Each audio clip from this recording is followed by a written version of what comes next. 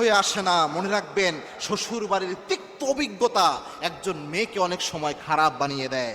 একটা মেয়ে যখন বাবার বাড়ি থেকে তার শ্বশুর বাড়িতে আসে, স্বাভাবিকভাবে সে চায় তার সর্বোচ্চ ভালো আচরণটা ওই শ্বশুর বাড়িতে দেওয়ার জন্য, কিন্তু শ্বশুর বাড়ির হাজার তিক্ত কথা, তিক্ত অভিজ্ঞতা একটা মেয়ের চরিত্রকে, একটা মেয়ের কথাবার্তা, মেজাজকে একদম নষ্ট করে দেয়। এজন্য এটা কিন্তু দুই পক্ষেরই দোষ। আমরা অনেক সময় দেখি যে অমুকের ওয়াইফ এটা ভালো না, তার আচরণ ভালো না, কিন্তু এটার জন্য যে কত তিক্ত অভিজ্ঞতা তার রয়েছে এটা হয়তো আমরা চিন্তা করি না। এই জন্য আল্লাহর হাবিব সাল্লাল্লাহু আলাইহি ওয়াসাল্লাম বলতেন, তোমরা পরিবারে একজন আরেকজনের উপর ইনসাফ করবা।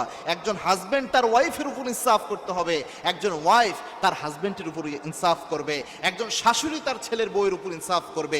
এরকম কোনো আচরণ করা যাবে না যেটা আরেকজনের জন্য জুলুম হয়। মনে রাখবেন, না জুলমু জুলমাতুন ইয়াউমাল কিয়ামা, আপনি জুলুম করলে কথার মাধ্যমেও এটার জন্য কিয়ামতে আসামি হয়ে যাবেন।